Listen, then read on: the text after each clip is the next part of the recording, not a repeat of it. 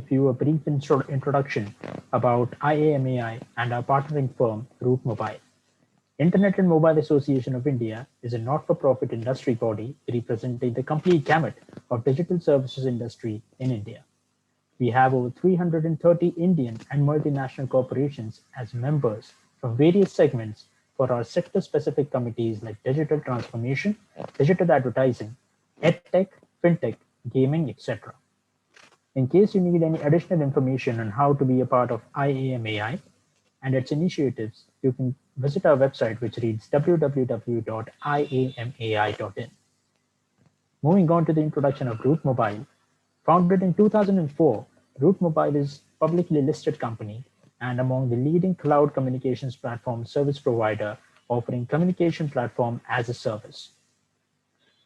They cater to enterprises, over-the-top players, and mobile network operators, and the portfolio comprises solutions in messaging, voice, email, SMS filtering, analytics, and monetization. They deliver an entire communication product stack based on CPaaS principles, infusing conversational AI across a broad range of industries, including social media companies, banks and financial institutions, e-commerce entities, and travel aggregators as well. Root Mobile is headquartered in Mumbai with a global presence in the Asia Pacific, Middle East, Africa, Europe, and the Americas. For more information, you can visit their website www.rootmobile.com. I would first like to thank Root Mobile for partnering with us once again. Joining us today, we have a distinguished set of panelists. First, we have Aditi Mahali, Head of Marketing from Future Retail. Next, we have Mr. Milind Pathak, Chief Business Officer at Root Mobile Limited. Ms. Sayantini Chanda, Head CRM, Loyalty, Analytics and Customer Experience, Bata India. Mr. Umair Mohammed, Founder and CEO, Vixotech, and Mr. Vipin Rustagi, General Manager IT at Page Industries. I will now request the Root Mobile team to take this forward for a small presentation. Over to you, Mr. Milind. Thank you very much. Let me try and share the screen, and if somebody could just confirm if my screen is visible, that will be helpful.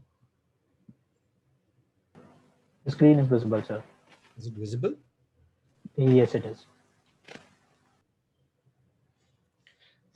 Thanks, everyone. It's a pleasure to be talking along with my August colleagues and August panel colleagues, talking on the omni-channel retail perspective, predominantly focusing on how consumers interact with the brands and enterprise in an omni-channel manner.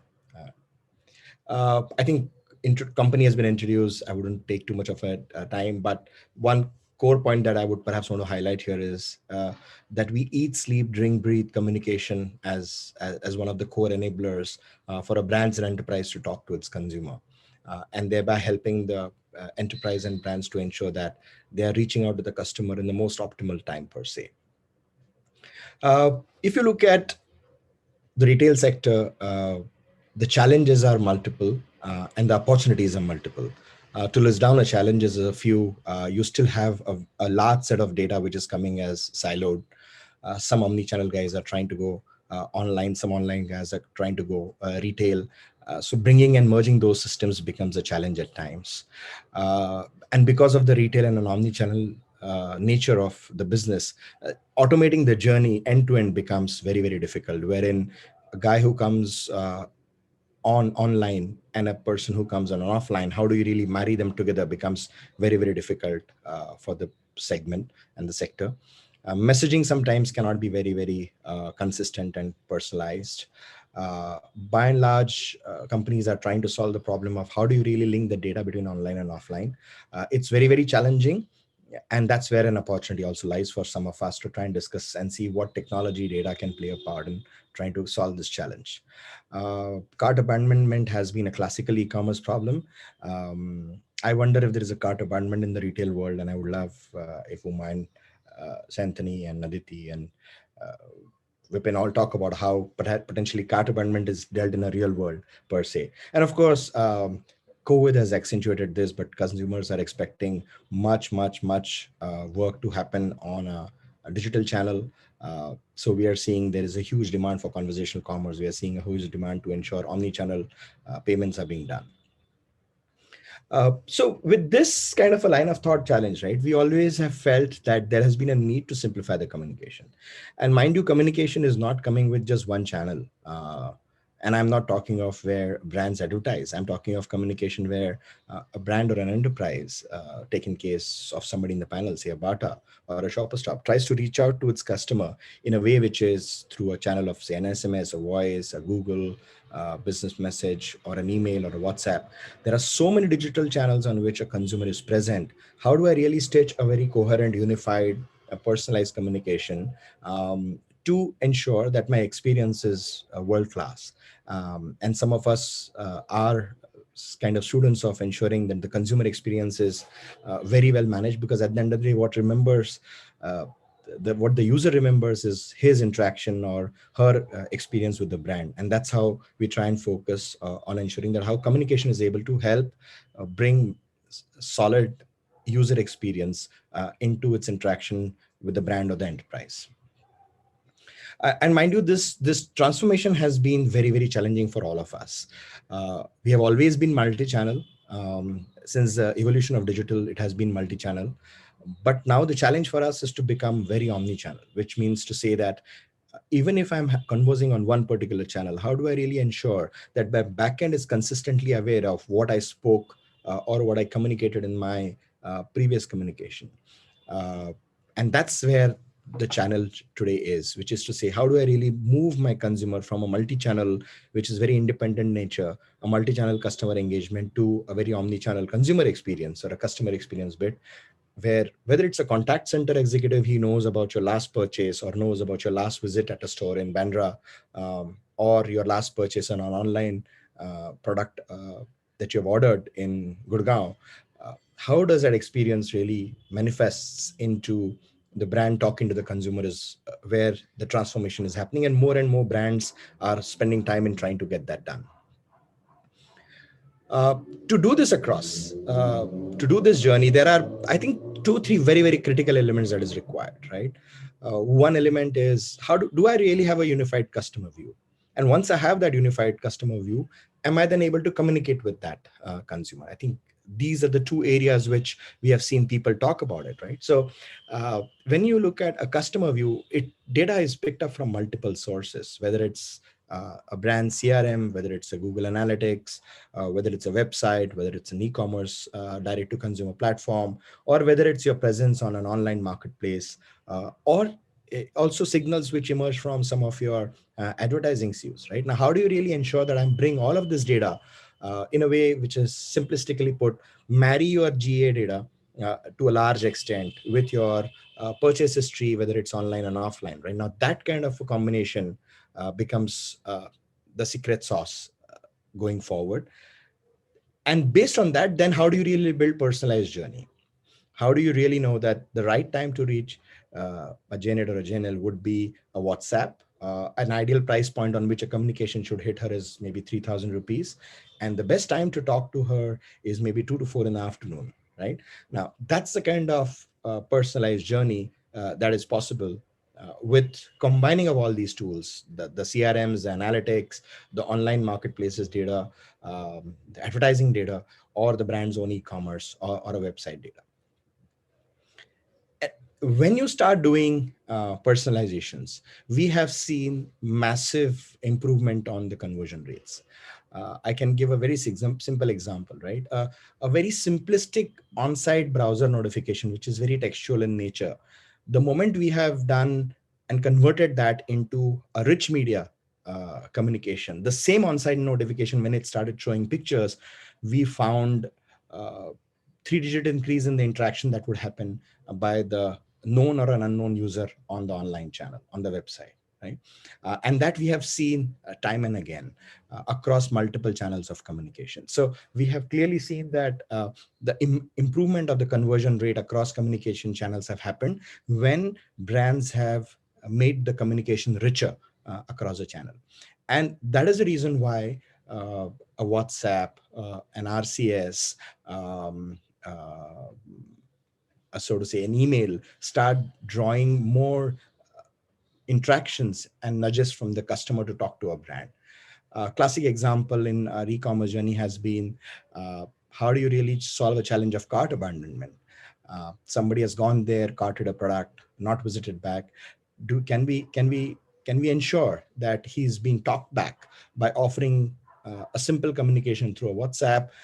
We have also experimented things like, can we try and do an outbound call when the customer is left a carted, convert the abandoned cart through text to speech in a voice, and put a mobile call communication to him, very simply saying that, hey, listen, seems like you have put a goggle in your abandoned cart, press 1 to get a payment link, and so on and so forth.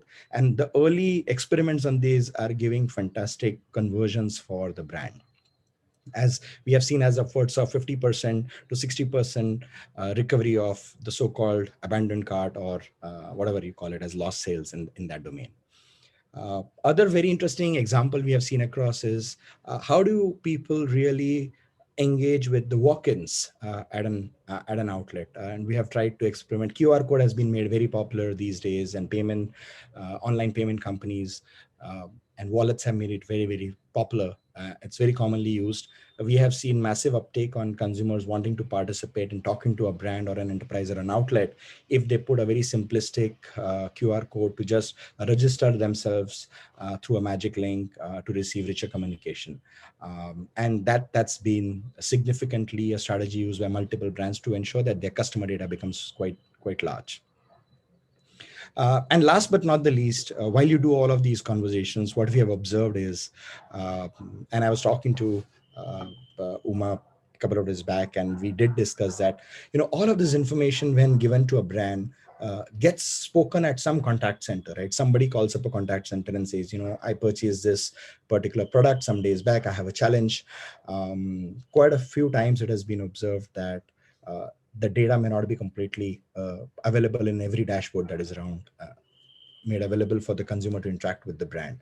And that's where bringing the entire set of customer conversations, be it a contact center, be it a very simple bot, be it a particular outlet or a particular e-commerce site which caters to that consumer, that becomes an extremely critical part of your consumer journey. So the consumer journey, in our view, covers almost practically every aspect, from generating a 360-degree consumer view, going to ensuring that you communicate with them in a very personalized manner, building up use cases using multiple channels, and ensuring that you bring and stitch all of this together in one unified place, which could then be used by anybody, whether it's a marketing guy, whether it's a contact center person, be it a customer support person, to ensure that all the conversations that the customer has done with you as a brand is stored in one single location, thereby really impacting the customer conversations and the experience that the consumer has with the brand. I think that's been a point that we wanted to have a chat and kind of speak to the experts in this domain and take their view and sharpen the thought going further. So thank you very much, guys, for listening to us, and I leave it to Uma to try and take this up as a further course of discussion. Thank you very much. Thanks, Milind. I think that was a very in-depth understanding of how Route Mobile can help you. And I'm sure that all marketers would be grappling with challenges around, of course, consolidation of data, which itself is very critical, especially because I know that everybody over here on the panel also has brick and mortar and would have historical data, which is quite multivariate. So I think that's where it's very useful.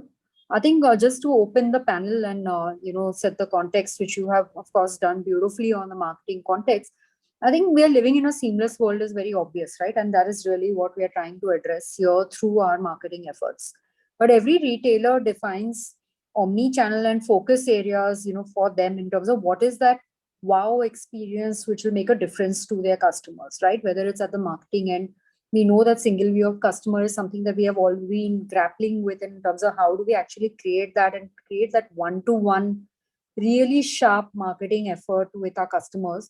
Or I'm sure, we have Future Group, we have a Jockey, etc., who are all going to have a distribution which is very wide, and you have inconsistent assortment sometimes, and customers walk into your store, or whether it is actually looking at your website where you don't find something, right? So very many a times, and I know I can say that about Shoppers Stop, where there was a large focus which actually went into single view of inventory, creating availability and the endless aisle, and then the marketing which is built on top of that. Or we spoke about how Obviously, there are brands who have assisted selling, which is a very important area as well, right? So there are different aspects to in terms of how we look at whether it's omni-channel marketing or whether it's looking at customer experience. And I think really what matters to the customers is important. So maybe we can open with that. And if the panelists can give a brief, introduction into what omni-channel is, at, their organizations, and maybe we can start with Shantanu and take it from there.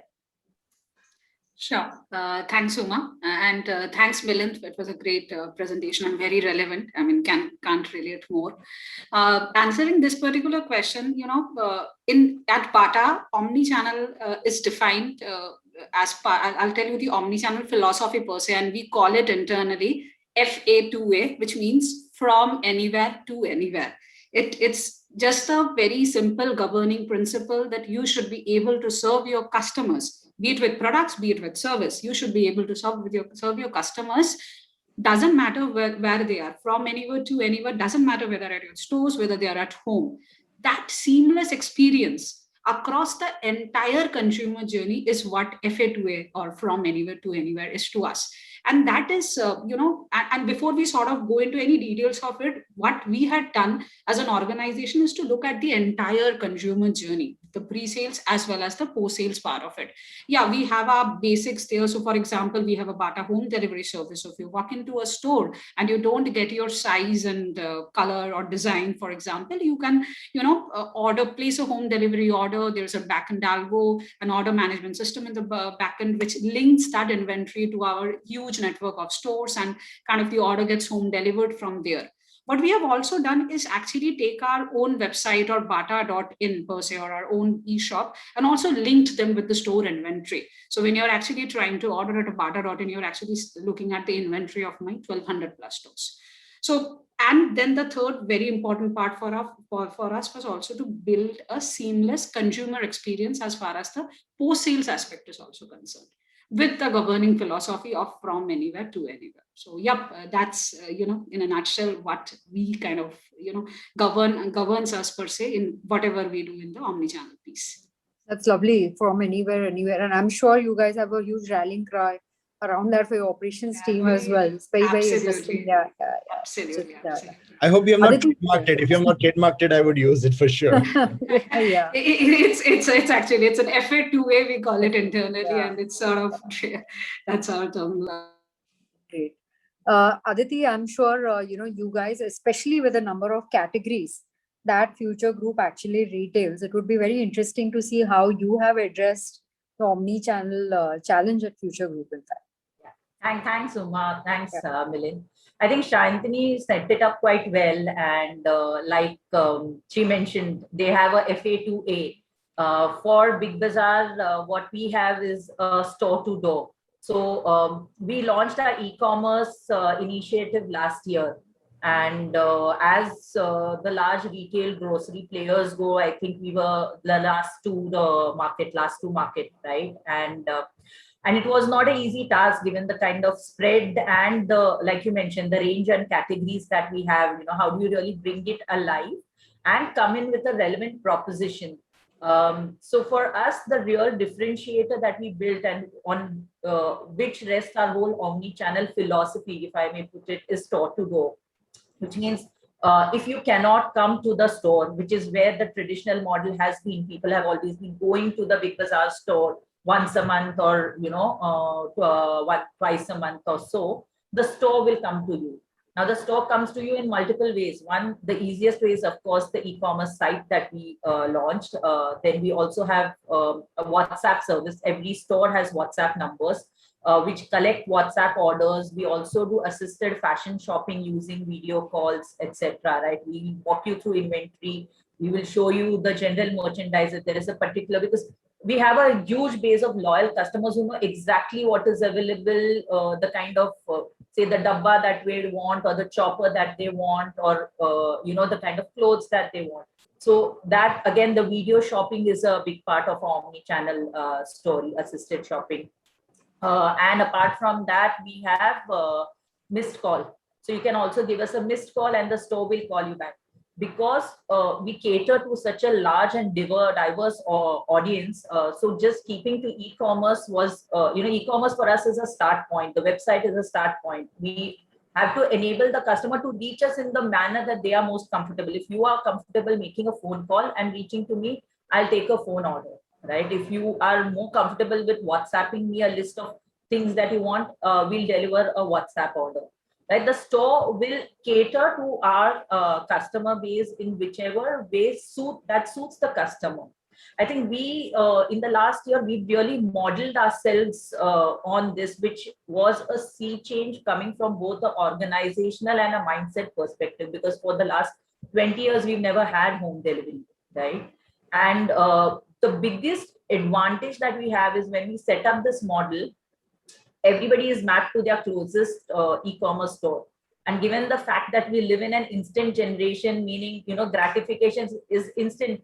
I want to watch a serial, I will hunt up on some OTT platform and I will watch it. I want to watch a movie, I don't need to wait in a booking line, right? The moment I want it, I need to have it. We are talking to that kind of a generation.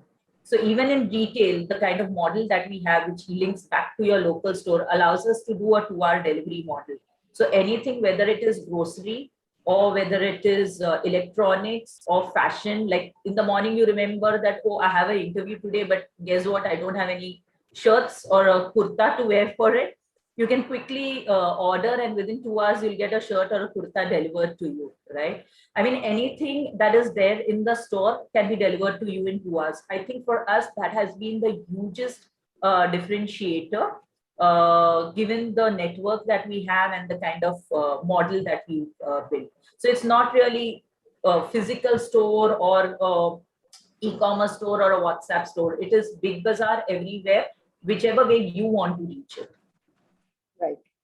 I think coming to you, Vipin, I think Jockey is very different in the sense that obviously you have your own stores, but then you are retailing through so many different networks, right? So your marketplace strategy is huge. You are, there in modern trade, you will be there in traditional trade, you're there in large format stores. I think there's so much disparate data and distribution in the case of Jockey, and also multinational brand. Consumer expectations also would be very, very high from a brand like that. How have you treated your omni-channel strategy given that? You pointed it out really right.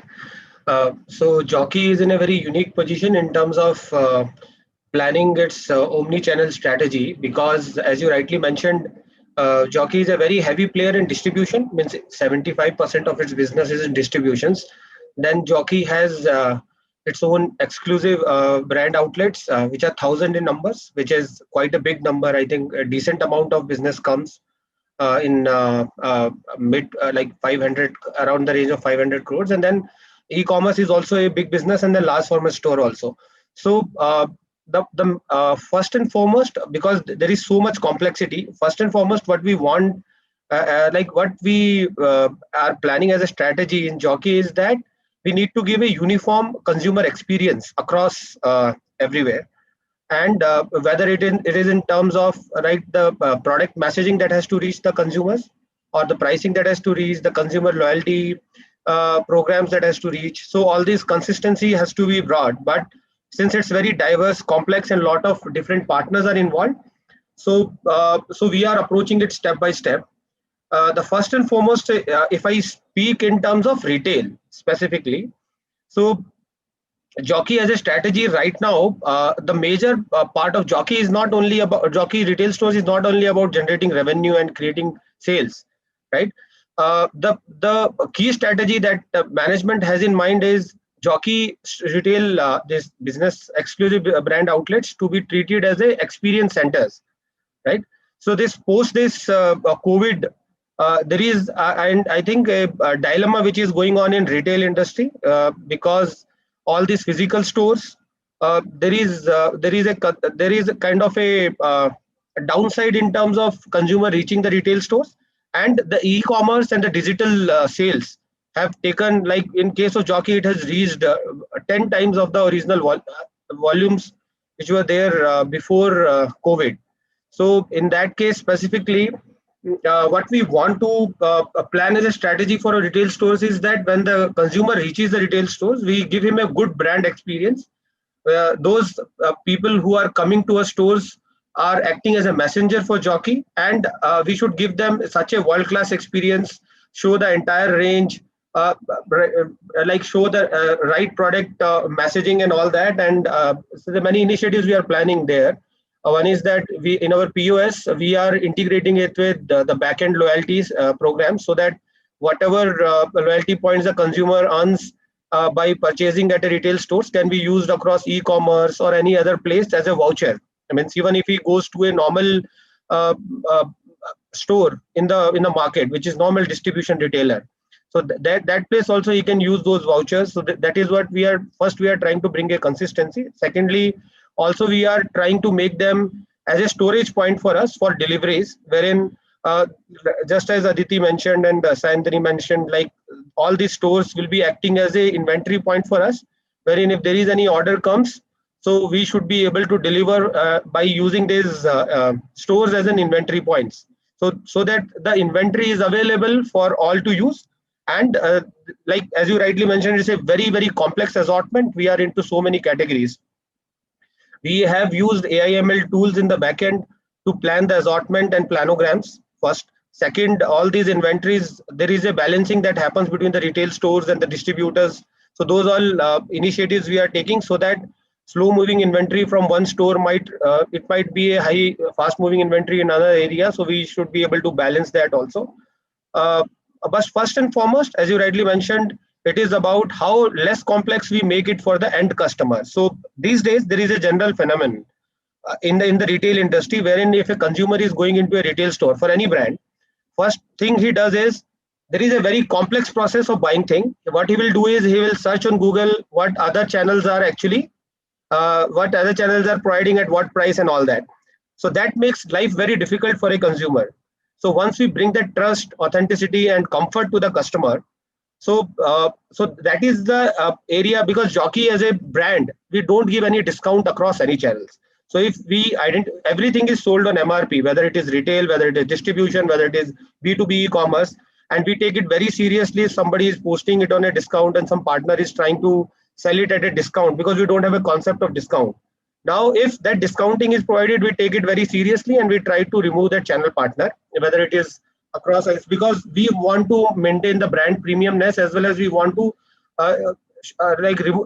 kind of alleviate the customer of all this complexity. So one thing we want to share there is that we share a comfort, and when it comes to a retail store, he will have access to kiosks where he will, whether the product is not available or available, he can go on the kiosk and then see actually if he wants any other thing, he can place an online, it will reach to his home through online delivery.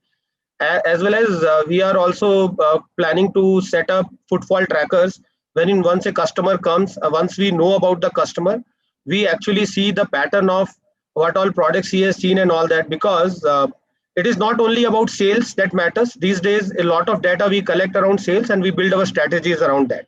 But there is a journey to customer going to buy a product. Basically, there is a latent demand. First of all, that customer does not have a realization that the demand is there, I need this product or not. When the marketing interventions happen from the brands, then there is a realization, yes, this is a thing that I need. So that is a latent demand activation to become a need or a want.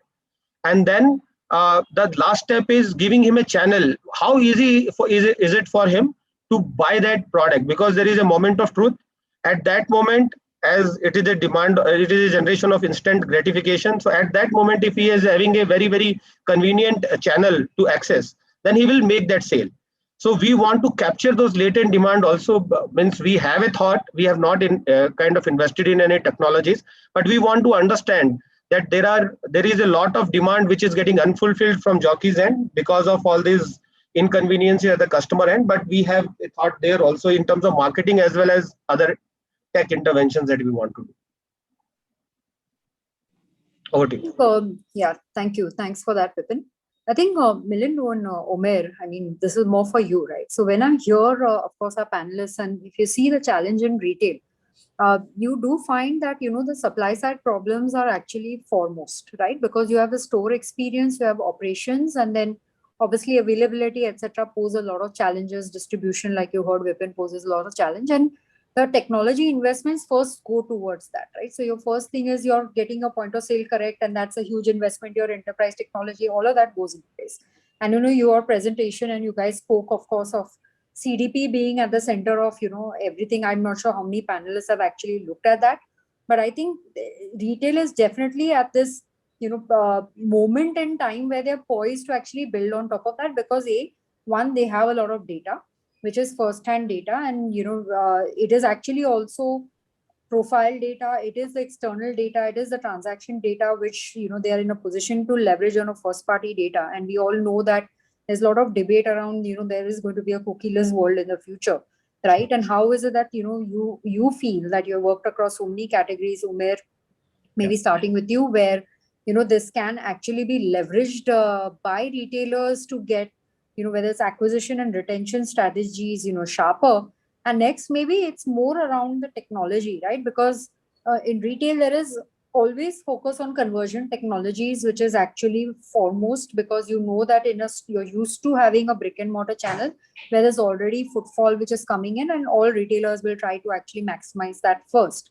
But what you have presented today and what we're talking about is how do you grow your business, right, on the back of omni-channel marketing, right? And how do you actually leverage, and what kind of technology will help, and what kind of multi-channel marketing can be used, by retailers to actually expand, their repertoire of what they're already doing in omni-channel.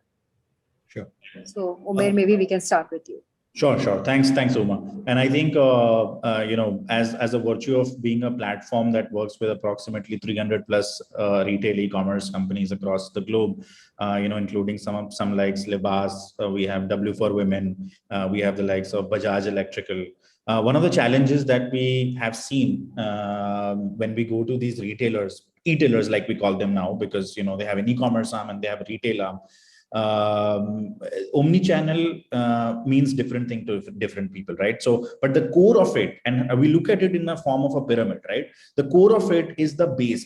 And what the base for us is collection, assortment, and assimilation of data, right? You rightly pointed out, because some of it is coming from legacy systems, maybe CRM, POS. It could be like a age-old CRM, that the retailer is using, and could be a new age e-commerce website built on a technology like Shopify, BigCommerce, or WooCommerce, right? So how do we ensure that a single integrated system is talking to actually two different systems at the same plan? On one side, there is a legacy system which might or might not have available APIs. And on the other hand is the new age system, which is a new website. How do we ensure that all of this data is collected, assimilated, assorted together, right? So homogenization of data is what we have done for a lot of retailers, right? In terms of, so we look at it as breaking the data silos between, retail and e-commerce should not be, and is not considered as two separate arms. Earlier, I remember around 5-6 years back, e-commerce used to be a separate team in retail organizations, a very small team, 3-4 people running it.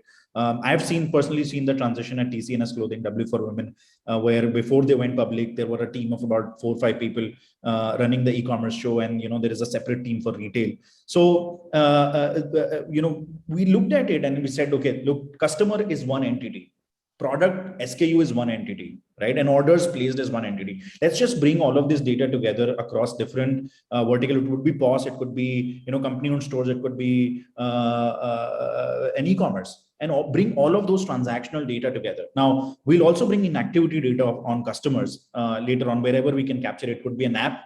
Nowadays, as soon as the retailer has launched a website, they also want to convert it into an app, and there are easy technologies to do that available, and to build loyalty, it's important that you have hold of that customer, right? So the first base of the pyramid for us was always collection, assortment, assimilation of that data. Bring all of those data together from e-commerce, from retail, from POS. The second, on top of that pyramid, base of the pyramid, we built other technologies like business intelligence, recency, frequency, monetary segmentations, easy segmentation, and everything is built on top of that layer of data for us. So that is why we've continued this journey of last 6 years, and we work with some really great names in the industry.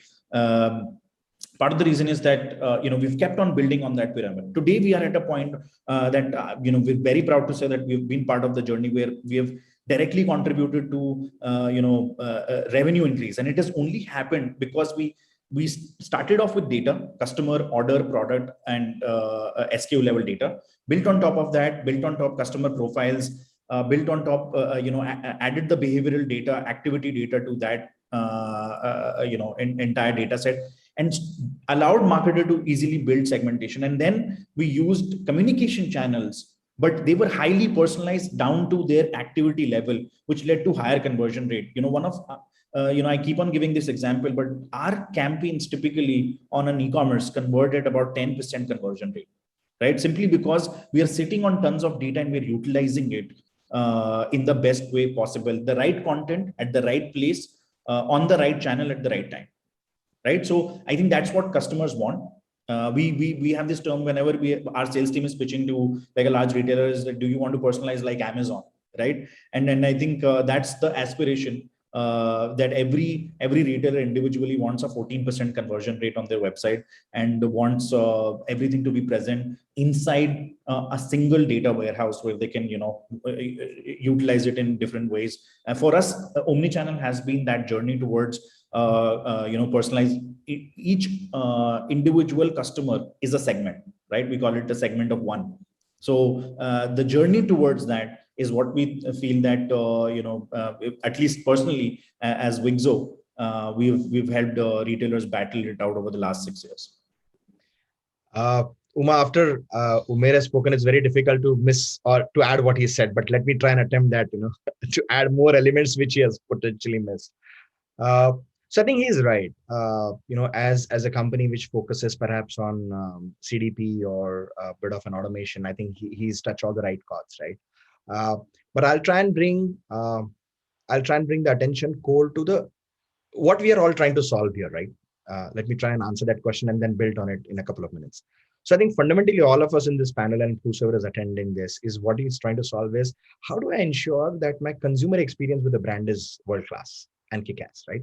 I think that's a core, right? I may put all the kinds of technology in place, but if my consumer experience is not really that healthy, then I'm really not solving a problem, right? So when we went on the drawing board within Root saying, listen, what all comes into the whole stack of ensuring that the consumer experience comes well? So it became an amalgamation of two core lines of thought. One line of thought was omni-channel communication. And mind you, it sounds simple, but believe you me, if you're a practitioner, you know that it is so difficult to get it right. Should I communicate to him in WhatsApp? Okay, if WhatsApp is not there, can I send SMS? If SMS is not working, do I have to do a fallback on a voice? If voice is not working, do I have to do a fallback on email? It's so complex. It may seem that it is easy, but each of that channel is very, very complicated, right? So we said for a world-class consumer experience, what is very critical is get the house in order for omni-channel communication. And omni-channel doesn't mean independent. Omni-channel means where one handshake closes, the other handshake starts. So it's almost like a seamless. That's one large element. And the second element is what we call as personalization tech, which broadly comprises of 4 or 5 elements. Data platforms comes into it. Automation flow comes into it. Recommendation engine comes into it. Umair did not touch about A/B testing. The amount of A/B testing that we have done when we run, if we do transaction business, somebody has swiped a credit card, you're getting a message that your balance is deducted or your transaction is approved or whatever. It's a very straightforward message. But if I am using my platform for communication, for a marketing campaign, the amount of A/B testing that we do across is just unbelievable, right? Now, these two things, personalization tech and omni-channel, eventually our belief is build something what we call as customer experience platform. And that's what it is, right? And in our experience, it's practically impossible for anybody to build it on its own. For example, why do I want to reinvent the wheel of a recommendation engine when Amazon provides this API? And if I have to take an example of Shanthini, I'm just taking it for the heck of it. You and I don't work in it. It's a public disclaimer. Root and Bata doesn't work together on this. But to just cite an example, she would love it if her website is powered by Amazon recommendation engine. Let her data run on the Amazon data for 2 months. Amazon does not even put the name powered by Amazon. It just provides an API, and her entire consumer experience would be that of an Amazon recommendation, which is so famous on that e-commerce, right? So our job has been to try and bring all these complex and intermittent technologies together and ensure that we work with the brands and marketers to build marketing, to build a kick-ass experience. And most of us are paid marketeers, right? So that's the last leg that we try to solve. That now that I have all this data, now that I have communicated, now I have know the signals of the communication also. Can I do one-click export of all this data into a Google or a Facebook or a programmatic stack so that the brand can then find a lookalike there, right? So that's been a journey, and it never stops. It's evolving. I go to Indonesia as a company. First thing that miss, WhatsApp, Viber, everything is fine. Do you have Zalo in it? And I struggle saying, oh no, I don't have Zalo. It takes me 2 weeks, 3 weeks to integrate. And then I go to Korea. They say, oh, everything is fine. Do you have Kakao Talk? I said, takes 2 weeks to integrate. So it's a communication sounds simple, but it's a complicated kind of a process, right? So I think combined, hopefully, we both have tried to answer it in a manner. Yeah. I'm sure at a later point you could try and touch on the content element, which is another very critical element of this job. I think that's a good question for Aditi, probably, because they're one of the biggest spenders on digital marketing and have been the forerunners in terms of adopting digital as well as, using multiple channels in terms of communication. And Aditi, what Milind has just touched upon is the complexity of channels. And I'm sure you guys are using many channels. And do you have any tips for listeners in terms of how do you actually apply seamlessness across channels? And I know you guys are one of the largest producers of content as well in the retail environment. Maybe you can talk about how you are addressing that channel, you being on the marketing side, who would be looking at that. And there would be, of course, an e-commerce team on the other side who's looking at actually very, micro-segmented communication. How do you actually bring this together for Future Group, for Big Bazaar, Fashion at Big Bazaar, and how does that work?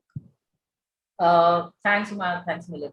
I think, Uma, good question. And like you said, it is a challenge. In fact, I was reading a report recently which said, when we all started our journeys as marketeers, it was said that, you need, a customer needs around 3 touch points for a person to convert, 3 to 4 touch points, right? That's why you had print, OOH, activation, TV, those are the kind of touch points that you spoke about, or DM back in those days, right? Which slowly became around 5. Right now, a person needs around 8 touch points to convert to your brand message, right? And how do you get those 8 touch points? The task of converting has become so much more difficult just because of there is such a information explosion in everybody's life. That is one aspect of it. The second is like, I think Vipin was mentioning earlier, everybody's in a comparative world, right? There is no immediate decision. It's like, okay, let me check, agar ye itne mein yahan mil raha hai, to is there somewhere else that I'm getting a better deal? And once I do the comparative, then I will go back. So you need to really keep talking to the customer to be able to get them converted to your brand. And that's where some of the points that we've spoken about come into play. For us, print, TV are our base mediums, and they will always continue to be so in terms of the kind of reach and awareness that they give us. Digital for us works at 2 levels. One is it's very personalized. I can reach out to my audience and talk to lookalikes and talk to that universe of engaged people.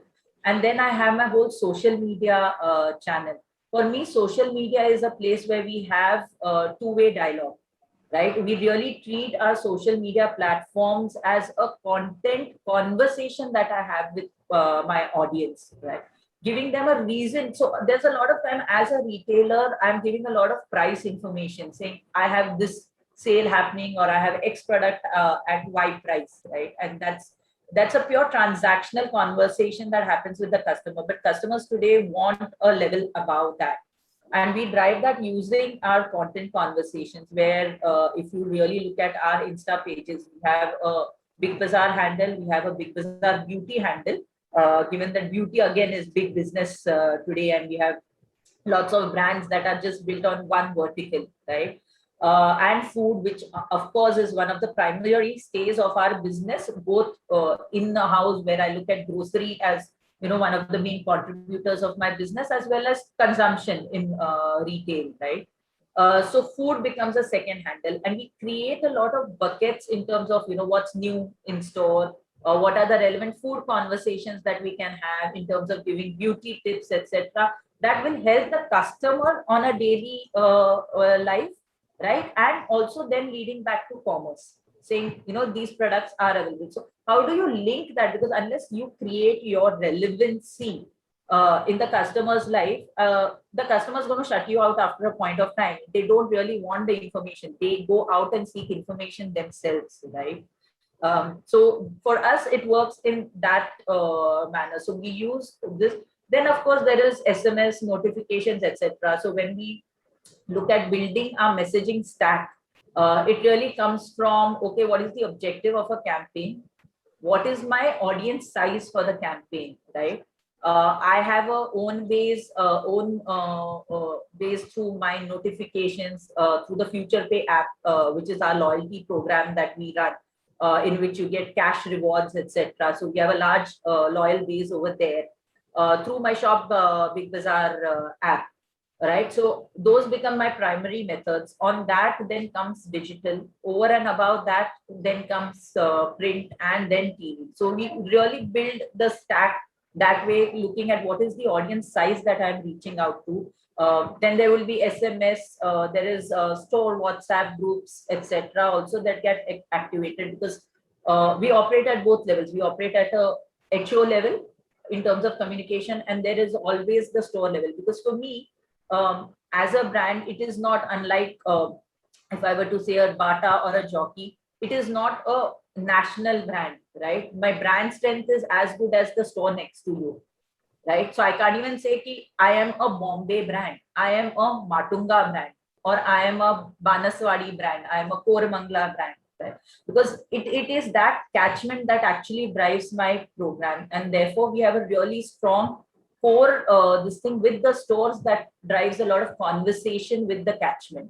So we work at multiple levels to have these conversations, but what we do is there is a single message that gets streamlined throughout the channel, so that there are no conflicting conversations that are happening at a time. So it's quite orchestrated in that matter. Yeah, I think I'm conscious of the time, so I'm going to keep two questions, one for Shantini and one for Vipin, and then give time for the audience as well. Shantini, it's I think you would have obviously things which are very different from what Aditi had just said, but you do have, I'm sure, family consumers, because you have school shoes, you have women's shoes, you'll have senior citizens who also turn to Bata.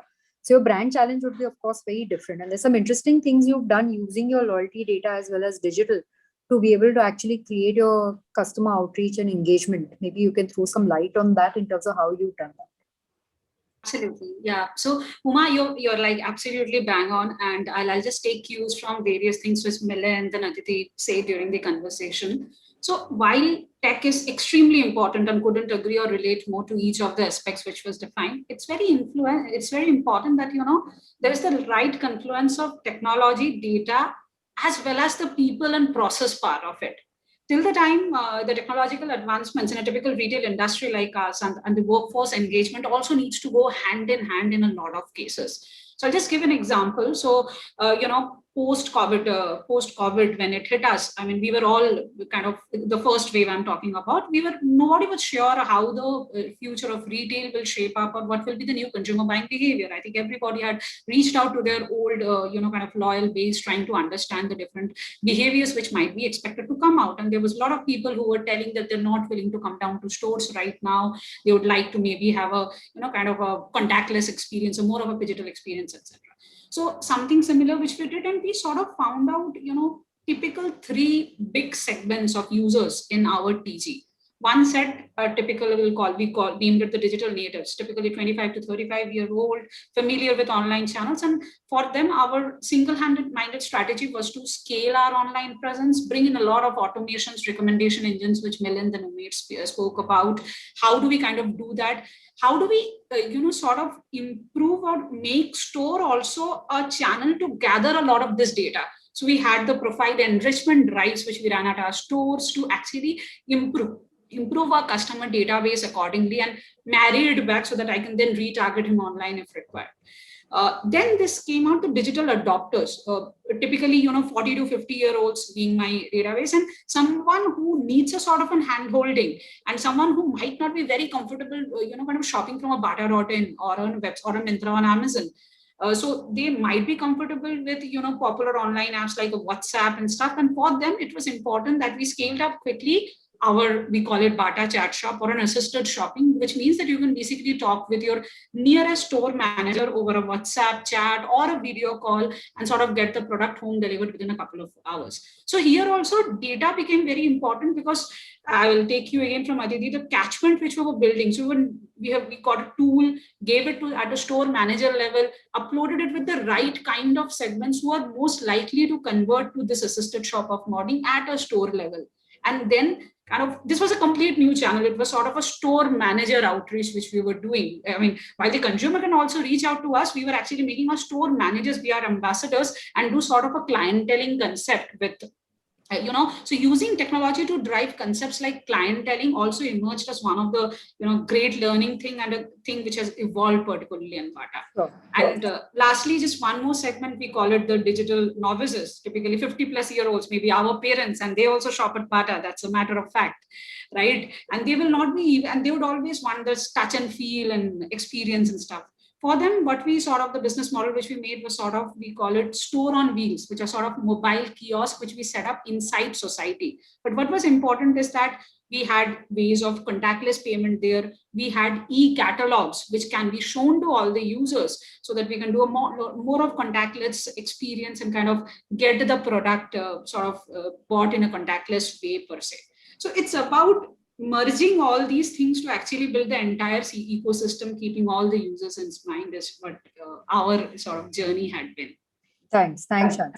Vipin, $1 million question for you. I'm sure that all marketers, we would have had so much issue in retail, especially around churn.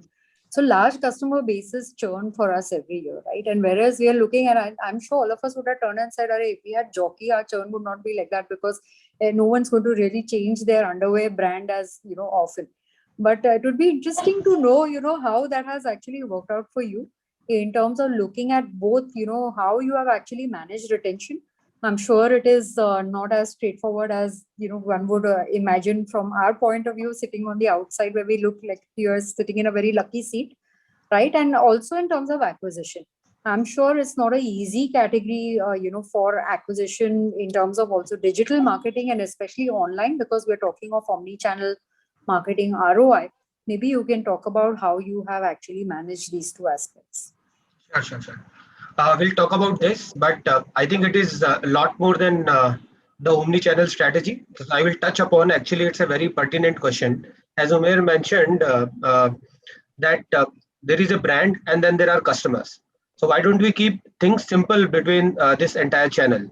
So what Jockey has focused on are the basic fundamentals, not as a because when we look at a business has simple fundamentals, like how do we not confuse our customers? How do we pass the right brand messaging, right? So towards that, I will just tell about some of the initiatives that Jockey had taken, which has actually made those place in the mind of the customer. So first of all, Jockey takes quality very, very seriously. It is ingrained, like everybody is a customer champion in Jockey. All the functions have drive quality as a very key driver, which is very, very important, because Jockey is one of the bigger USP. It's a mid-premium brand with a very high quality comparable to very, very expensive brands, right? So that quality as a focus is there across departments, even if it is an IT person, even if it is marketing person, sales person, or a supply chain person or a factory person. So quality is first and foremost taken care, and it is driven as a concept of customer centricity, which everybody would have to adhere to, and there is a scoring that happens at a leadership level. So those are discussions always happen. So one is that concept as a company, to keep it simple, has actually made the place in the mind of the customer that every piece is checked. You will find very, very rarely any faulty piece going in the market.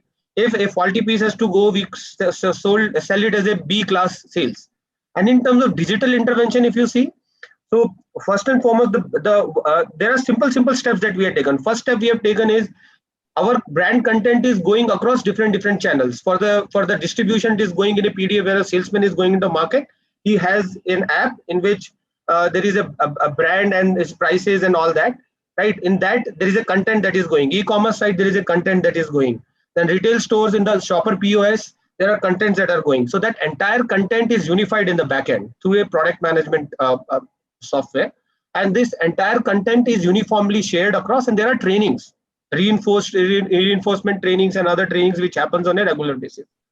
Then we have also started working on creating a one view CRM of every customer, which is like for the brand and the customer. There has to be a one view of whether whatever channel he is accessing. We are trying to build the data which we will use in future.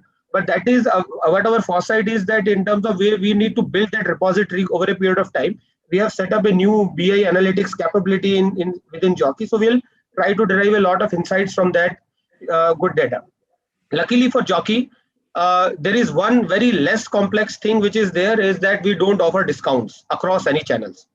So what it saves us from is that we might not have to run so many complex initiatives where there are undercuttings happening, different channels are selling at different prices, customer is always in a fix and all that. So that brand messaging has reached out very well. And one around that, rather than giving discounts, what we are working on right now is to provide them consumer loyalty points. Just like Aditi was mentioning, that for future there is a future pay, which I have also experienced myself. It's a very nice program. Similarly, we are planning to give Jockey consumer loyalty points, which they can use across any store, any e-commerce site or retail stores. But we are planning in a way that we'll deploy some external agency for those redemptions.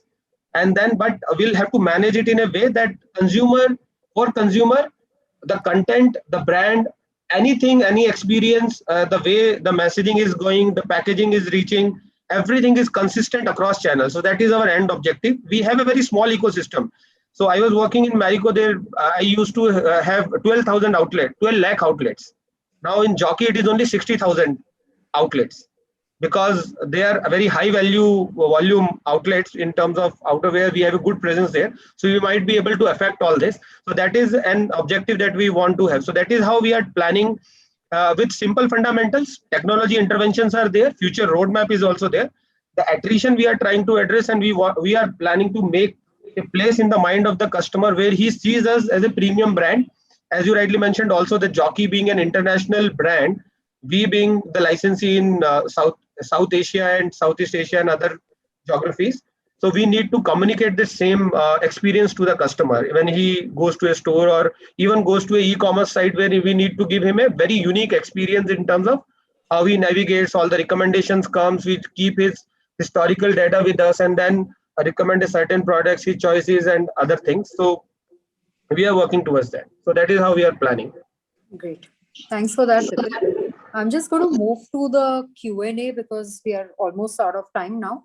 I think Milind, maybe you can take this and you can weave in another question. So there's a question which says, how do you use predictive analysis and decision making when it comes to personalized automated journey? In a parallel, there's a question around saying, if you collect only mobile numbers, and that's been as a reference, let's say to Bata, but it applies almost to any retailer, then what other data and how would you build on top of that, which is quite linked to, of course, using predictive analytics and building automated journeys. So Milind, maybe possibly you could take that question. And there's a broader question: how far or near is retail for omni-channel migration? So there we have these two questions that we need to take. So I'll try and take these two questions quickly. Sure. If Umair, you want to add some more, you could add it on that. So on coming specifically on the predictive analytics, right? So I think it's a problem of plenty that we have once we start integrating on multiple touch points on the data set, right? Whether it's a POS CRM, whether it is an online CRM, or whether it's a product like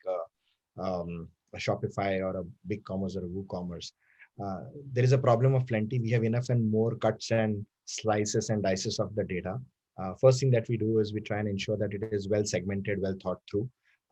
And we start building in insights on that based on actually playing with algorithms, trying to predict in terms of how really a particular age group, a particular SKU group is responding to a particular channel. we then also ensure that along the online journey, so obviously offline journeys has fewer touch points, online journeys has much deeper touch points. We can put GA data very seamlessly into the consumer footprints of a logged in state or an anonymous state, and ensure that we marry it across. So typically all the purchase data, all the segment data on the purchases, and then all the footprints that the consumer has left on the digital are clubbed together. They are analyzed, and you do modeling around it to ensure that you're able to predict that typically a guy who's able to browse, view, or is responding towards email, or is responding towards a Facebook ad is the right kind of a customer segment, and we double down on that. Of course, this process is not isolated, it's iterative. Every time you run it, you learn something new, and you plug that back into the system to ensure that you're able to add it to it again. So that's one that we do for the analytics bit. The second question that you wanted me to touch was which one, Uma? How far is retail from omni-channel? More like a industry question. How far is retail from omni-channel? If you ask me, in the last almost, I would say April onwards, when the first COVID hit us, say from 2009. So in the last 1.5 years, I think we have progressed very, very dramatically. And my sense is that it would take another 2 to 3 years before even your significant amount of your offline data will start getting very unified. And once the offline data is unified, online data is already unified if you're using either own tools or third-party tools. The only area which remains very open, which I have no answers on, and I can't predict it at this point in time, is the online aggregator marketplaces data, right? So as a brand, I don't know if Bata is ever able to get a data from any online aggregator. I don't want to name them, but I'm sure everybody knows where they sell and retail. That's a tricky one. Except that I think offline and online, my tab would be about 3 years when I see massive integration of data touchpoints and these two journeys. And eventually, I believe the aggregator places will also come in play. Or what will happen is that brands will say, listen, I will go on my own. Yeah, great. I think with that, we are just about 2 or 3 minutes over time, but thank you, everybody. I think a lot of insights and inputs from each and every one of the panelists. So thank you for making the time and putting a lot of content into the panel conversation. And I especially thanks a flawless organization as always, with no glitches. So thanks everybody, and thanks to the audience for being very patient listeners as well. Yeah, thank you. Thanks, Uma. Thank you Thanks. very much. Yeah. And, Thank you. Thank well, you. the discussion was very insightful and full of learnings and key takeaways. And I hope everyone who has attended this has certain things to take along with him or her. And before we conclude, I request everyone to keep your cameras on, please, for the screenshot. And 3, 2, and